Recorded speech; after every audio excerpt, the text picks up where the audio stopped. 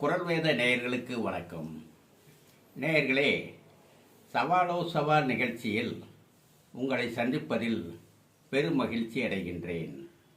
இன்றைய சவாலோ சவாலுக்கான குரல் துறவு அதிகாரத்தில் அமைந்த குரல். யாதனின் யாதனின் நீங்கியான் நோதல் அதனின் அதனின் இளன். இதுதான் குரல். இந்த குரலின் பொருள் என்னன்னா, எதிலிருந்து பற்றுக்களை விடுகிறோமோ, எதிலிருந்து பற்றுக்களை விடுகிறோமோ அதிலிருந்து துன்பங்களும் இல்லை என்பது இந்த குரலின் விளக்கம். அதாவது பற்றுக்கள் இரு வகைப்படும். ஒன்று அகப்பற்று, இன்னொன்று புறப்பற்று. அகப்பற்று என்பது தன்மேல் தன்னை விரும்புதல், தன்னை நேசித்தல், தன் மீது காதல் கொள்ளுதல், தான் இன்பம் அனுபவித்தல், தன் உடம்பால் தான் இன்பம் அனுபவித்தல், இது போன்றதெல்லாம் அகப்பற்று.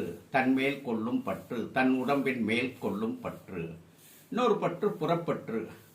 மனை, மடு, மாடு, மக்கள், சுற்றம் என இதெல்லாம் புறப்பற்று வகையை அடங்கும். இந்த இரண்டு வகையான பற்றுக்களை நீங்குதலே துறவு.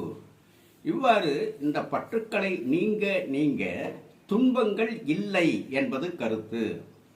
இந்த குறளை சொல்லும்போது மேலுதடும் கீழுதடும் ஒன்றோடு ஒன்று ஒட்டுவதில்லை, வேண்டுமென்றே ஒன்றோடு ஒன்று ஒட்டாதவாறு இக்குறளை திருவள்ளுவர் அமைத்துள்ளார். இவ்வாறு அமைத்ததன் காரணம் என்ன? இது ஒரு செயல்முறை விளக்க குறள். பற்றுக்களை விட வேண்டும் என்று சொல்கின்றார். பற்றுக்களை எவ்வாறு விட வேண்டும்?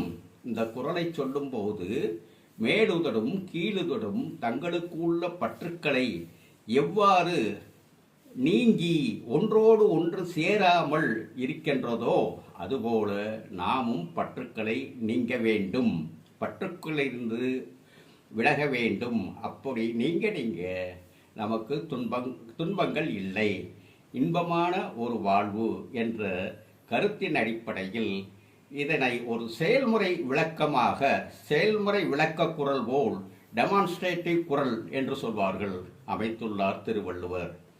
இந்த குறளில் சவாலோ சவால் எதுவும் இல்லை. சவாலோ சவாலுக்கு விடுமுறை, இன்று விடுமுறை. ஏனென்றால் நான் சொல்லியுள்ள இந்த கருத்துக்களையும் உதடு ஒட்டாமைக்கான காரணத்தையும் ஒரு உரையாசிரியர் கூசா ஆனந்தன் என்னும் உரையாசிரியர் சொல்லியுள்ளார். ஆதலால் சவாலோ சவாலுக்கு இன்று விடுமுறை. ஆயினும் சவாலோ சவால் தொடரும். நன்றி, வணக்கம்.